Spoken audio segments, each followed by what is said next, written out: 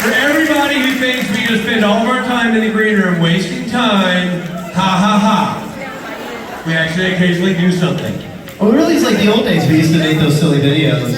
Say it again? In the old days, we used to make a lot of stupid, silly videos. We haven't made a stupid video in a while. It was fun to dust off our stupid video chops. That's right. Thanks to the strike, we have a lot more time to do it. Exactly. Ladies and Are gentlemen, we ready for our next guest? we are. As you can tell by the people in attendance in this room, he is not well liked, not a beloved character from the show, and not, and I mean not, an influential personality who made you embarrass yourselves for no reason at all.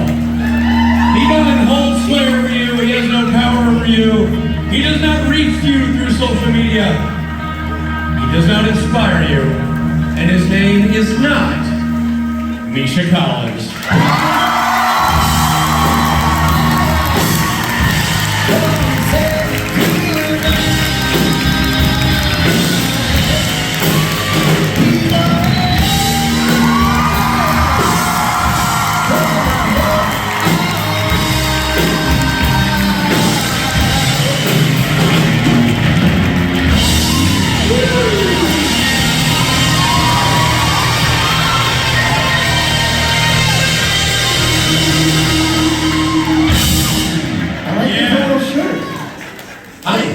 The purple shirt, it's great. Oh, thank you. Yeah, we're in, Prince's hometown. It's very Prince-like.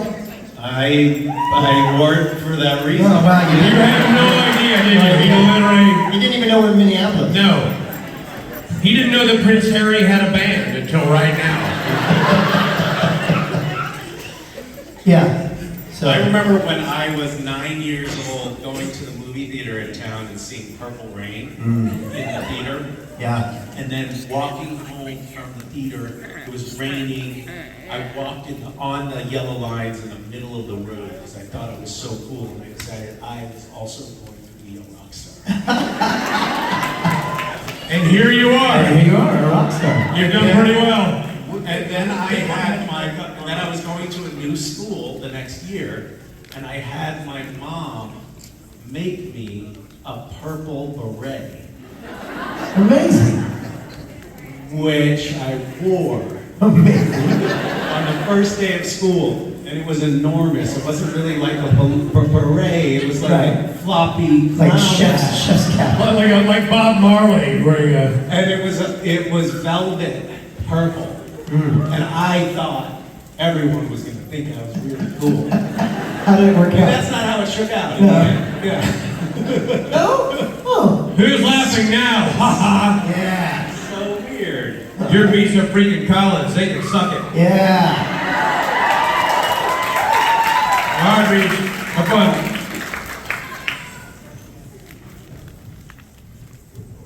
They didn't even acknowledge that. We love you. Whatever. Join the club. I'm pretty sure that was aimed at you, Misha. No, it was for you. It was for you. It was like a goodbye, we love you, and you just ignored it. Well, rude.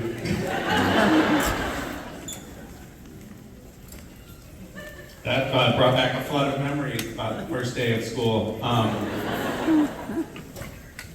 That was at a time, this was, like a poor working mill town in western Massachusetts where kids would use homophobic slurs as filler words. Like I say when I'm searching for a word, and they would, every other word out of a kid's mouth would be some sort of a homophobic slur. It was like if you wanted to say something bad was bad, you'd say that's gay.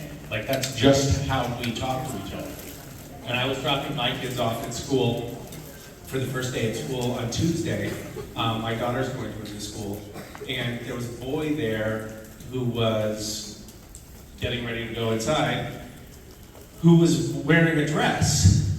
And it was so cool to see my daughter clearly a boy, but not at all registering any kind of, it didn't faze her at all, which was just so awesome to see that there's been this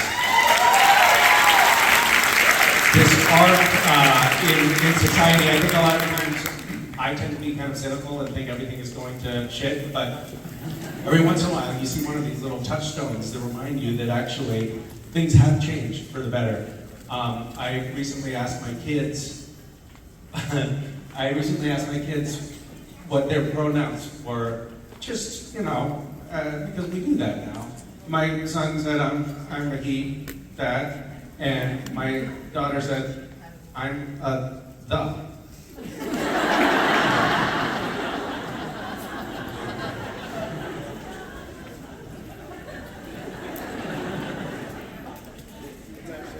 Do you have a question for me? And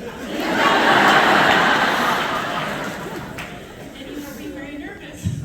I'm sorry. I happen to be wearing my Castiel shirt. You're wearing your Castiel shirt. What a strange coincidence. What are the chances? And we happen to run into each other. Wow. My question is, when you were growing up, what did you want to be in life after, and would you still be doing? Well, didn't I just answer that question? I thought I was going to be Prince when I grew up. Really? This beret that I had my mom make for me was so ridiculous. And it was even worse than I described it, because I also was in love with the song My Favorite Things.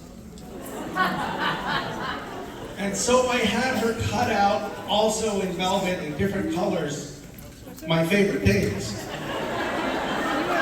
And sewed them onto it. I was 10. Way too old to be going to school with something like that. Anyway. I wanted to sing, yes. I didn't know what I wanted. I really did though, after I saw Purple Rain in the movie theater, I thought I was going to be Prince when I grew up. I don't know that I had an answer for that. I thought I might do, I thought I might grow up to be president. That's what I thought. I actually really sincerely thought that about myself, and it showed that I had a tremendous amount of hubris as a child. I would think that I would be like, oh no, I don't want to do that, because that'll come back to bite me when I'm running for office.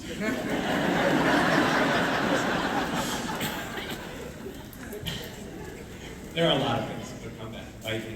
Yeah. What did you want to be when you grew up? Or what do you want to be when you grow up? When I grow up, I kind of want to be an EMT. Oh, really?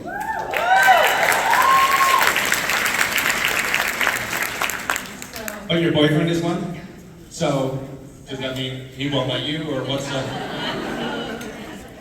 Oh, you don't have to. He can do that, and you can do something else. You can ride his coattails, the EMT coattails.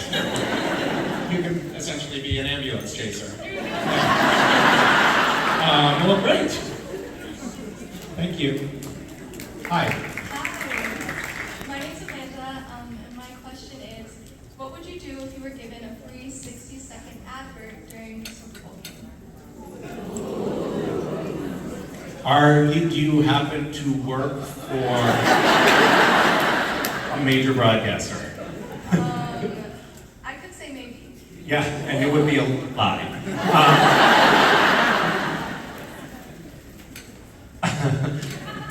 I don't know the answer to that question. I would love to work with a team of top shelf neuroscientists to devise some sort of a mind control messaging that I could subliminally, basically subjugate the entire population to my will. Why don't more people do that? It seems like such low-hanging fruit. Thank you for your thought-provoking question. This is an interesting forum because we're all here. I think a lot of people bought tickets to this event because they enjoyed a certain television program that we're not allowed to speak about because it would violate union rules right now because there's a strike underway. So now we're all here forced to skirt around the issue and to awkwardly pretend we're here to talk about other things, like the Super Bowl. And hats. So obviously, we're all here because you're the best. Right. I like your redirect. Thank you. So I wanted to ask, who was somebody that you had a crush on when you were younger that was like a celebrity or... Yeah, besides...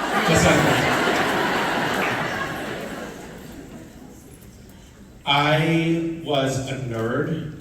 That's something I've totally outgrown.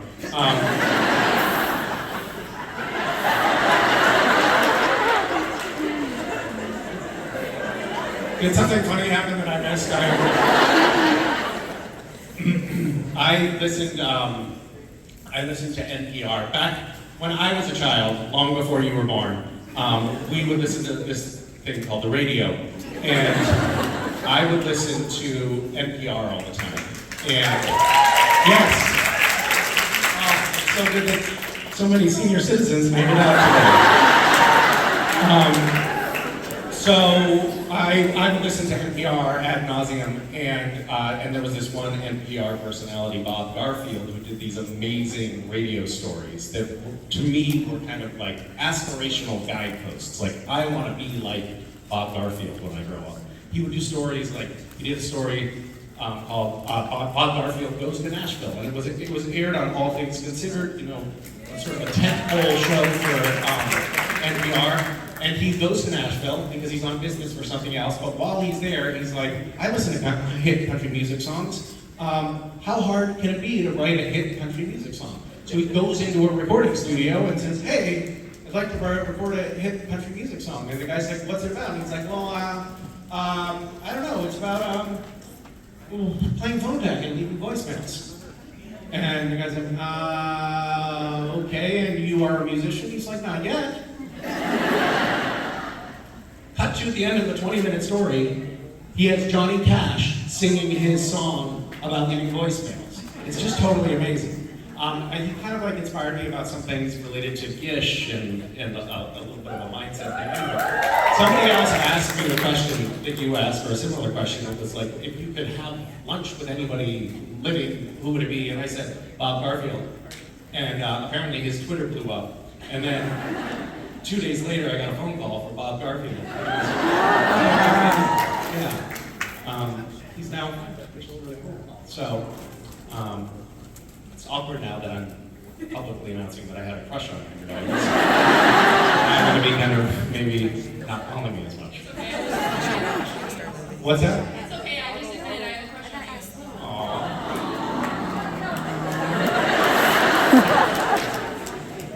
Hi. So mine is going to be one of those weird stripe questions. Okay.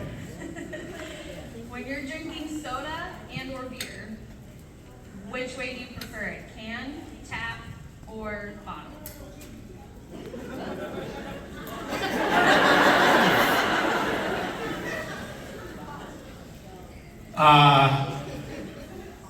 I see. I got confused because I thought it was going to be, I thought you were working your way into, elliptically working your way into a question about the show that we are not speaking about. But instead you asked a question about beverages. I was wondering what the funniest or most out-of-pocket thing your kids have ever said to you is? I don't,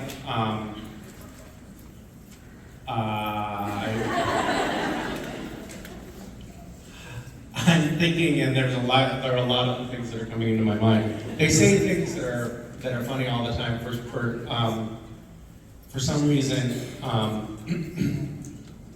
what's popping into my head is my daughter was in the bathroom. We were at the dinner table, and she said, "West, come here." And he said, "What?" And she said, my poop looks like a penis."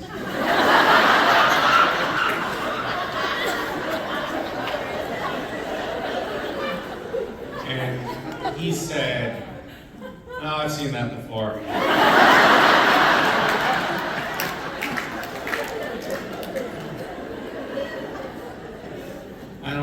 sorry that that's the first thing that popped into my head. We have to move things along here, and I can't take time to filter, so that's what you got. Sorry. Hi. Hello, I'm Misha. So I just want to preface my question with saying that I love your poetry collection, some things I still can't tell you. Thank you. So my question is just like, have you been writing anything? Like, what was your last poem? What's it about? Anything like that? I have been writing a little bit. I've been writing some poems, and I have been writing a little bit of, I've been writing some short stories. I know that most of you write short pornographic stories, but this is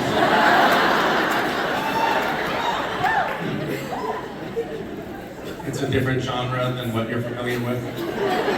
It's just straight up fiction.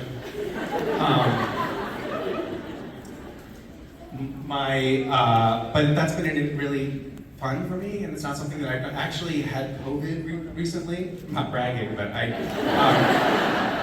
had COVID recently, and it was kind of great because I just was stuck in the house by myself for a few days, and had occasion to just while away the hours, and picked up a pen and started writing some short stories. And I have loved the process. It's been really cool, and it's something that, for whatever reason, I haven't done for decades.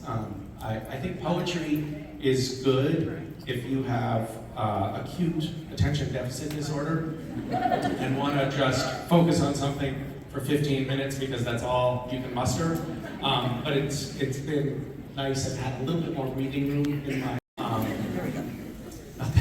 I'm sort of lying. I would not be employed anyway, but it's afforded me the opportunity to do some writing, and I've actually really loved it. Yeah, yeah. Hi. So, I'm a big breakfast girl, and I was wondering what your favorite breakfast food was. Well, I love eggs. Yeah. I love the smattering of applause there. It's like there's 8 people in the room. But who are the rest of you? Like, pancakes? So there's a lot of people here, Midwesterners. Like, there's one word that is being shouted louder than others, which is bacon. Okay. Coffee. That's not a food.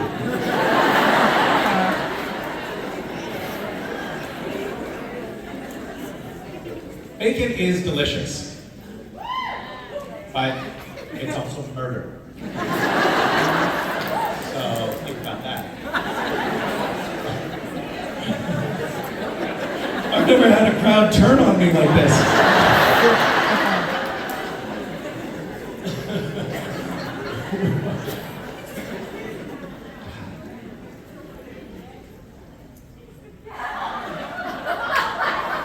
Don't talk about eggs like they're babies.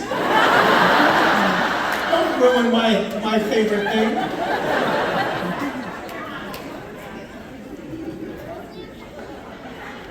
What do you eat for breakfast? I really miss when we could talk about the show.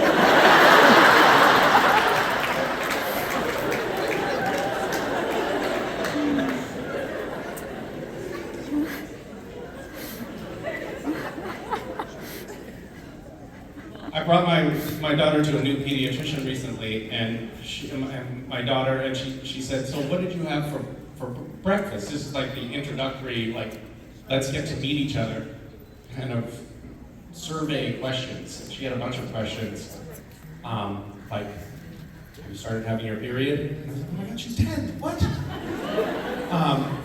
And what did you have for breakfast? She asked her. And Mason said, oatmeal. And at the end of that was it, that was the question. And then at the end of our meeting, she said, so I'd like to have you come back in for a follow-up session, like to talk about nutrition. It sounds like she's not getting enough protein. I was like, The survey was what was the one last meal that she had, which was oatmeal, which is fine. And now you're extrapolating from that long. It doesn't sound like she's getting much protein in her diet. It didn't seem very scientific to me. What did you have for breakfast? Well, I love cereal. I love cereal.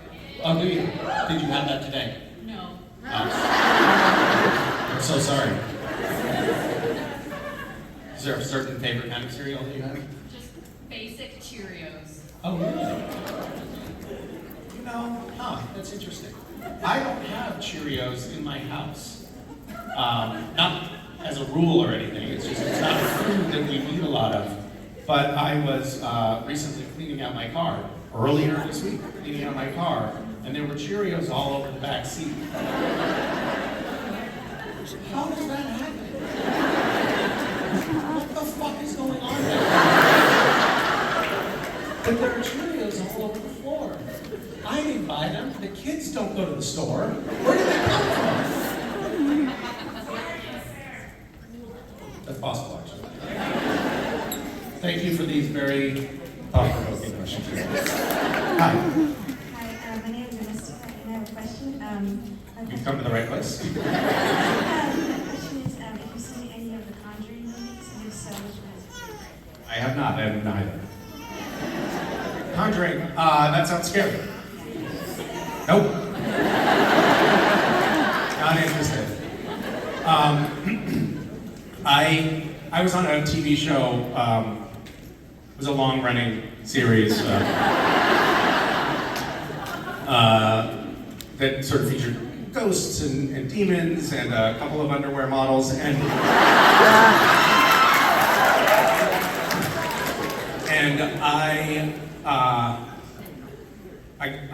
I found out that I had been cast in a role on this show. It was an angel character. I won't mention the name. And so I thought I should watch a bit. Bone up, as they say. And I watched the first episode. Not all of it, of course, because it was terrifying. I was like, I've had enough of this. I will muscle through it. It shouldn't be too scary on set. I'll see the crew around. I'll know it's not really happening. Turns out it was also terrifying on set.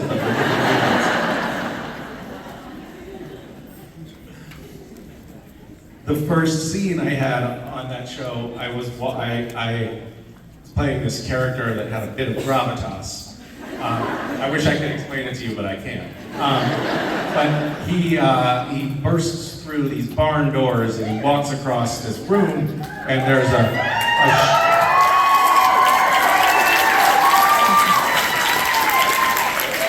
shower of sparks as the light bulbs, the overhead light bulbs burst. There's a shower of sparks coming down, and I'm walking through, and I'm supposed to be stoic and unfazed. I'm also getting shot as I'm walking across the room. And back then, in the beginning, when I first got on this show, that will remain unnamed, they still used squibs, which is basically, it's actually a real gunpowder charge that's taped to your shirt, on the inside of your shirt. It explodes and it rips the fabric, and it also has a little bit of blood, makeup blood in there, so it looks like you've been shot. But it sounds like it's an explosion. It sounds like a gun is going off right on your chest. And it's concussive, and it's quite alarming. And I was trying not to jump every time one of them went off, and also trying not to scream because they wet my hair a little bit, like just as precautionary, just in case some of the sparks lit my hair on fire. So they wet my hair a little bit, and these sparks were coming down, and sometimes they don't calibrate things perfectly. They put too much spark in the explosions.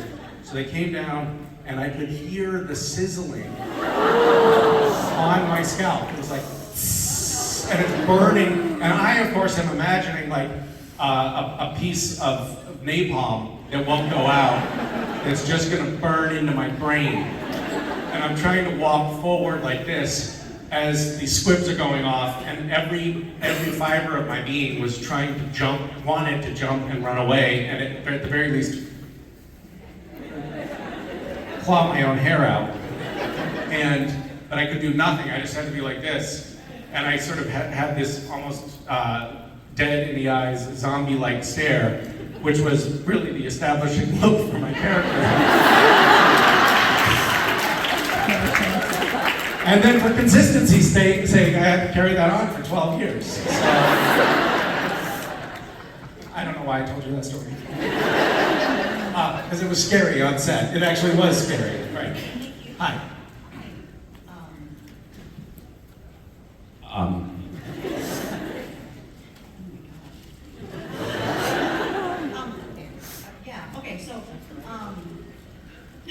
You're a writer, so I wanted to know if you were going to write a romance novel. What would be the plot, the conflicts, the climax, and the resolution to your story? Well, I can tell you what the climax will be.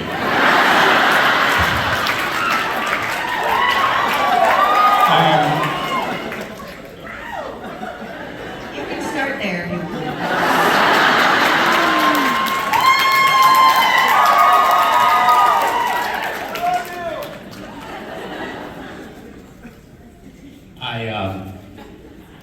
When I first got on that show, that some of you I think have seen,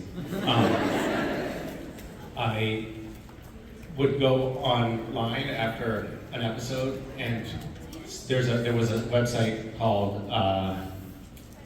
what was it called? Thank you, Live Journal, where there would be all of these recaps, and all of the superfans would be on this website called Live Journal, and they'd be talking about how the episode went, and I was basically like I was scraping the data, trying to see, did they like my character or not, and was there any chance that the producers were going to bring me back for another episode?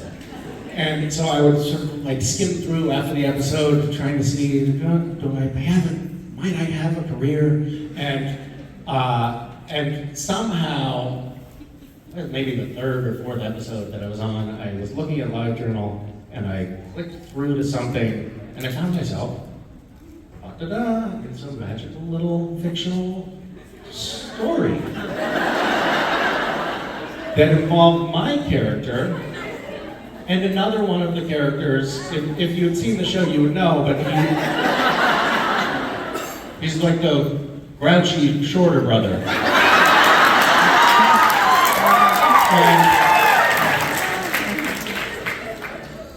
And my character was the angel, and the angel and the grouchy brother were doing things to each other that I was pretty sure wasn't in any of the actual scripts.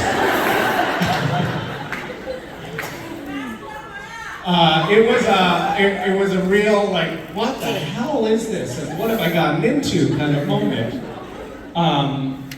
But apparently that there are more than one of those stories out there.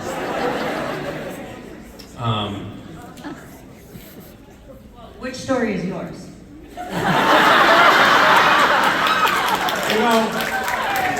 I like your style. You came up to the microphone with this artifice of shyness. You said, you pretended to be nervous. And then a minute or two later, you're like, all right, so tell us, what porn did you write?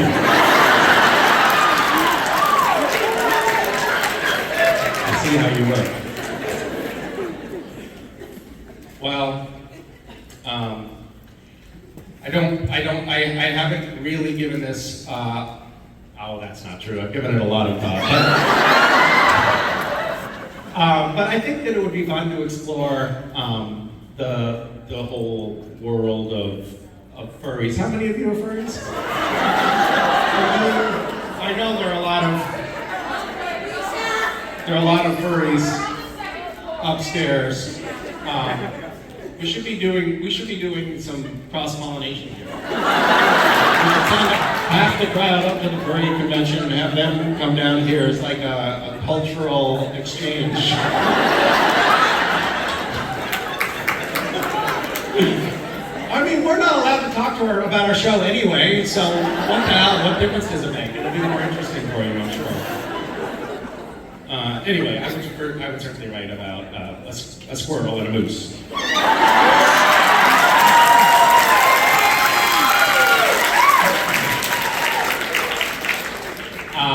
No, don't shake your head at me. They're brothers. Get your mind out of the gutter. I was talking about a squirrel and a moose. Shame on you. Go sit down. Hello, how? Alright, I'm going to start off by apologizing. This is Uh-oh. It is not good if you have to start with an apology. Okay, where is this going? This is my husband's question. Sure it is. So he wants to know, if you were given an elephant and you had to keep it, what would you do with it? For example, would you ride it? Would you take your own walks? Would you train it as a battering ram to stop apart the houses of your mortal enemies?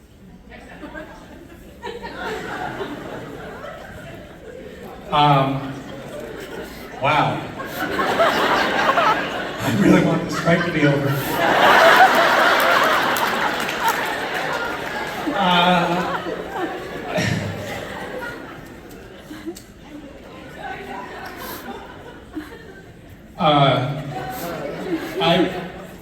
I refuse to answer your question. But it reminds me of a story.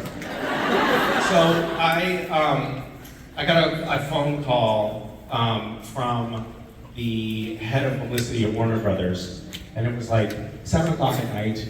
This was maybe my second or third, maybe my second year on the show that we don't talk about.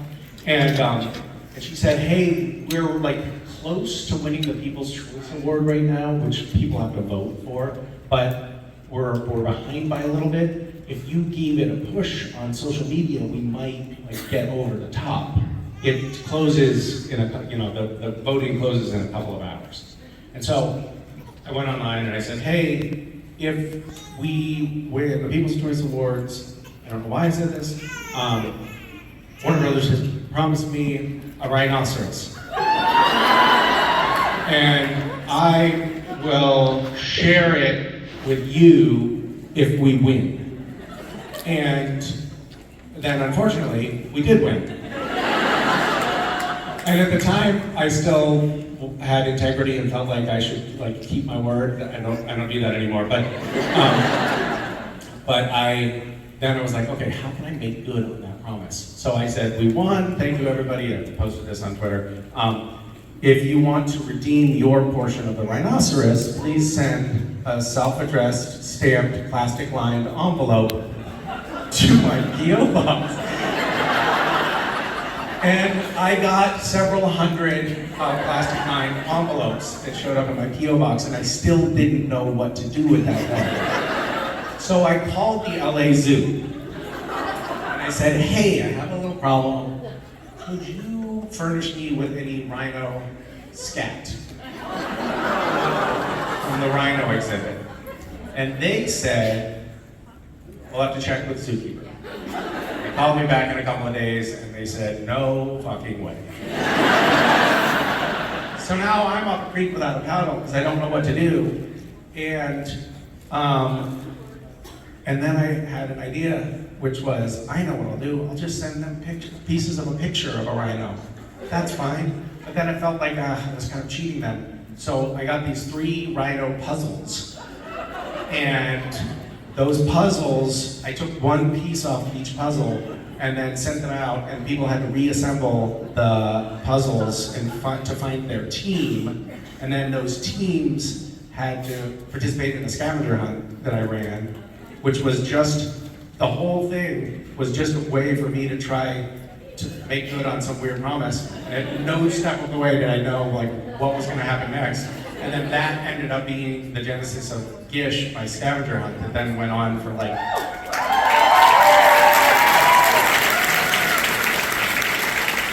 The lesson is, of course, never promise anything. Because it could be a real disaster.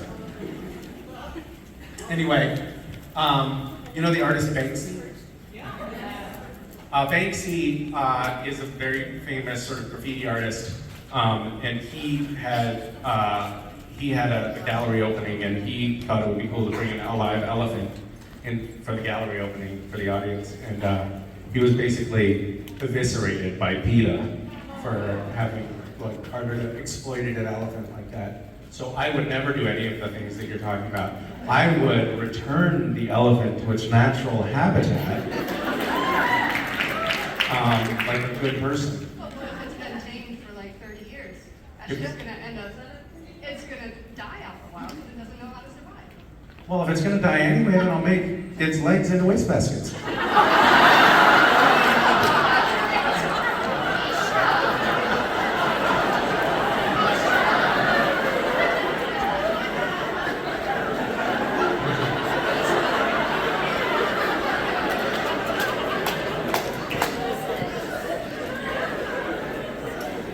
I'm sorry.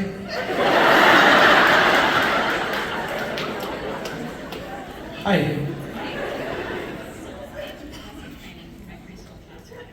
So what has been your favorite art project that your kids brought home from preschool?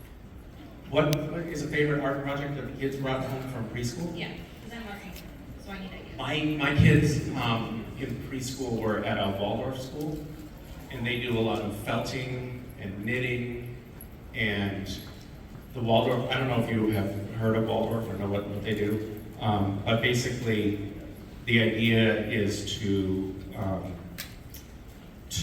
they're basically trying, they do all these little art projects, and then they have like an elves fair, and then they sell all of the, you know, little elves, felt elves that they made, and wreaths and things like that. And so in preschool, the kids and the parents were obligated to make these things. In fact, it was like indentured servitude. You had to work your fingers to the bone, felting and knitting. And so, for me, my kids, you know, the crafts that they brought home in preschool is actually traumatic. It's actually kind of triggering for me when you think about it. You know. Yeah.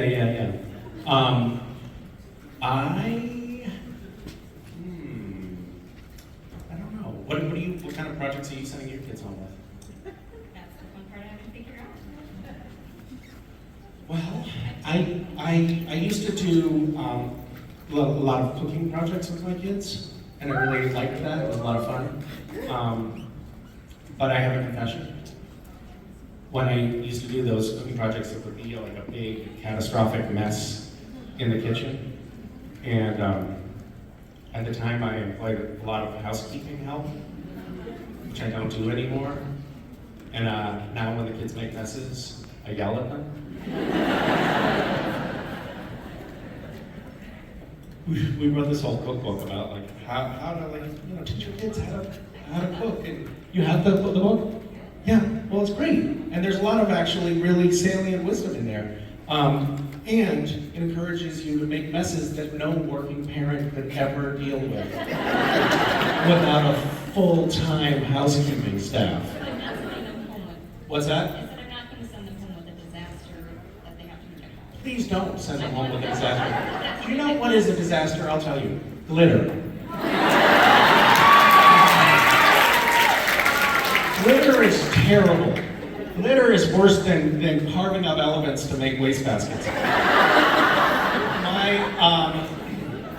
My ex's mother bought the kids this like giant box of glitter, like 500 different kinds of glitter, and my daughter, when I wasn't looking, mixed them all into one pot, and then decided it was fairy dust, and went around the house like this, throwing glitter.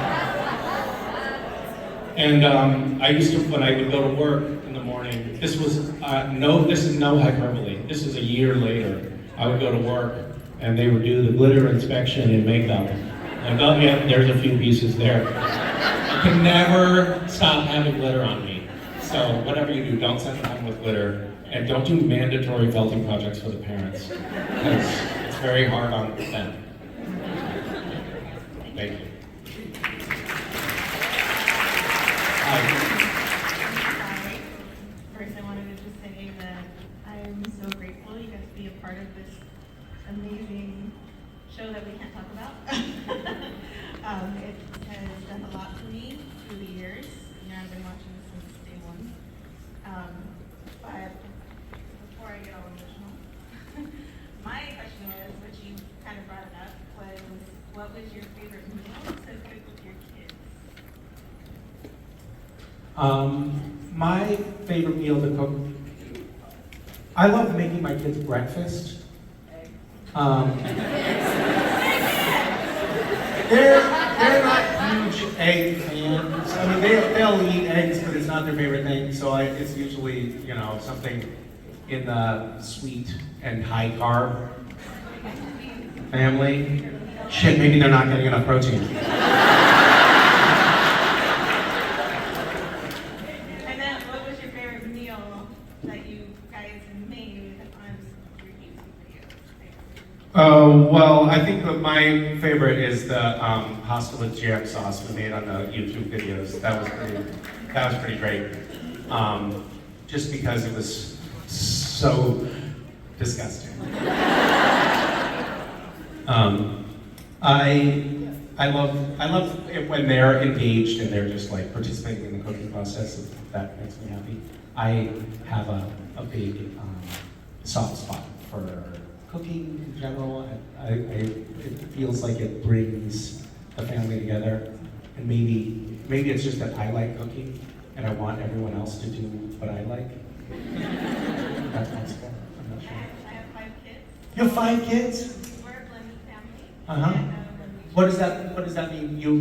So- You remarried and yeah, my husband had 2 kids from a previous marriage. I had 1, and then we have 2 of our own. uh-huh. Back to back, they're Irish twins.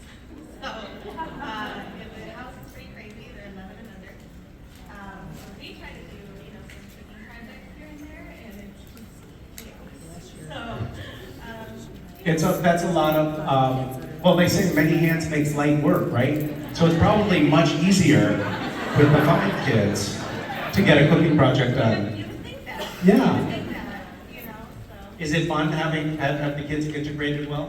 It is. It does, you know, obviously there's those moments where it's going crazy, but for the most part, it's awesome to see them. And, you know, 2 of them that we don't have half the time in school that they call each other all the time, so they talk to each other every day. So it's like Aw, a super that's so awesome sweet. experience. So seeing you like do that with your kids, and I don't know, it's just very inspiring. Well, that's lovely, and your story is inspiring as well.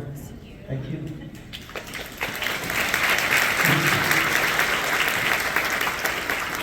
Hi. Misha, my name's Amy. Hi.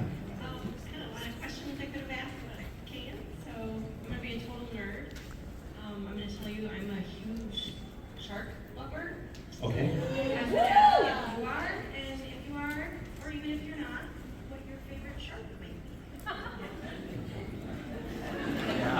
didn't know what else to ask. Well, this is a great question. What is it about? Can I turn it around on you and ask what it is about sharks that you're so excited about? Are you like a sharkologist? I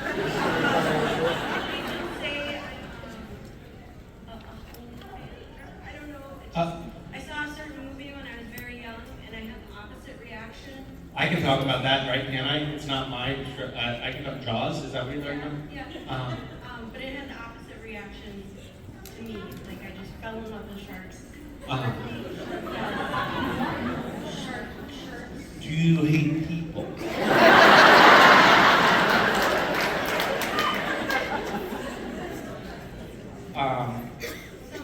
Some people, right. That's a fascinating response. Have you ever dismembered anyone?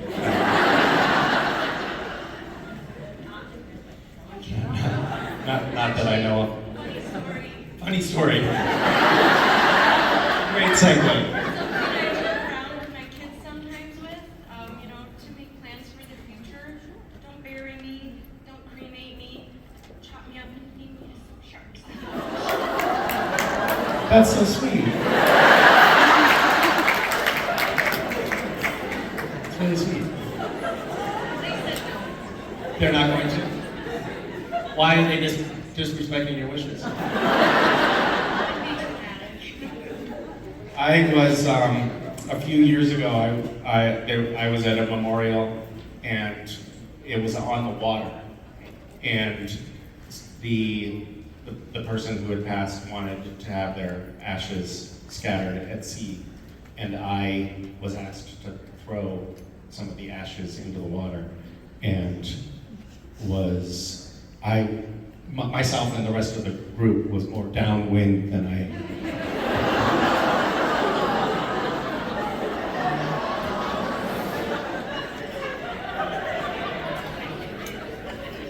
not all of it made it in the water.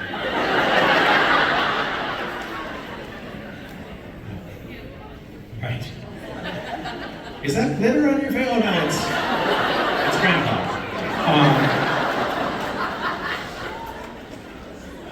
I like whale sharks. Thanks.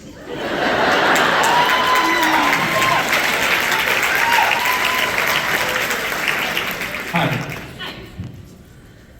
I don't know. This is so hard. I don't know what I'm doing. Okay. Neither do I. I had to write this down. It was going to bother me if I didn't come up with yours. Okay. I apologize for reading on the stupid screen. That's okay. So, talking about writing, would you rather write a romance novel about one of these two classic situations? There was only one bed, or two people have to do a very specific physical thing with each other or they will die.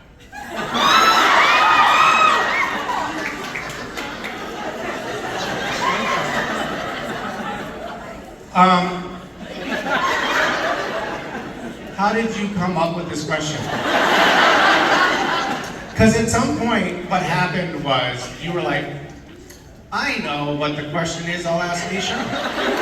I only have one question I can ask him. I've won the lottery and I have the opportunity. What will I ask? What was the thought process that went into it? A friend of mine from previous conventions has tried asking versions of this question before. And so we finally wordsmithed it. No, this seems finally home, for sure. Yeah. This is like a couple years in the works. Well, the hard work really shows, so thank you. I think that there's a lot more. I think that the whole motif that we're all so frankly tired of there was only one bed, it lacks a certain drama. You know, it's as if like, oh, we just happened into this situation. Whereas you have to physically do something. And I think with the other person, and I think we're not talking about like moving a piece of furniture. Yes. That has there's a certain dramatic tension there. Like, oh, maybe we don't really want to do this, but maybe we do. Or how lucky that we get to do this, or which one of us is going to do the doing? You know, it brings up a lot of questions that are more interesting, I think, and have a lot more dramatic potential. So I'm going to go with that option.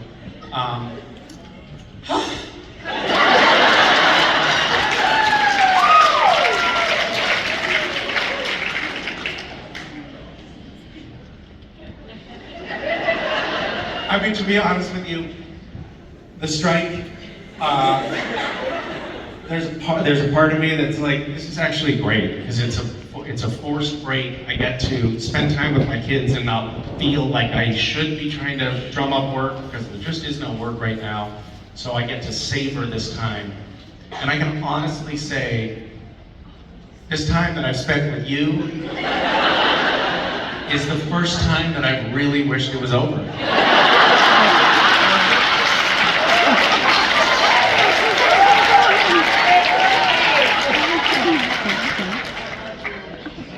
I don't care if I don't work. I just want to not be on strike. I don't even want to ask you if you have a question. That's how I feel now. It's not you. It's just the circumstances and the questions. Dare I ask? Okay, great. What's my favorite concert that I've ever been to? Yeah. That your city has been through, those of you who are actually from Minneapolis.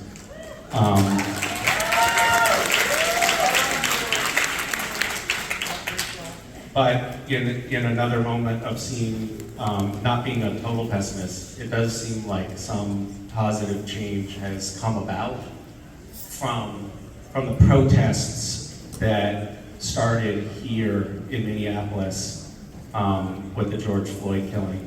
And so I want to thank your community for being vocal and persistent and for enduring the difficulties that you have. But it's nice to see that there are small ripples of positive change emanating from this center point of the American map. So thank you as well. That's a thank you from far afield in the U.S. And you're also at the, now I'm going to do just a little pitch, you're also at, in the heartland where your vote really matters.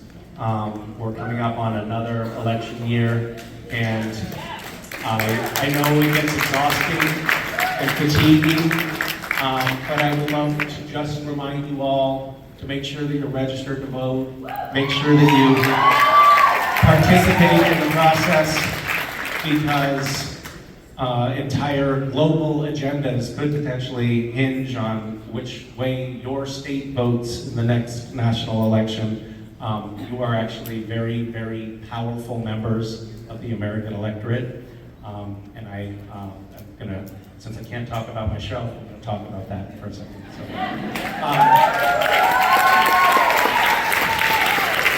thank you for tolerating my political diatribe there.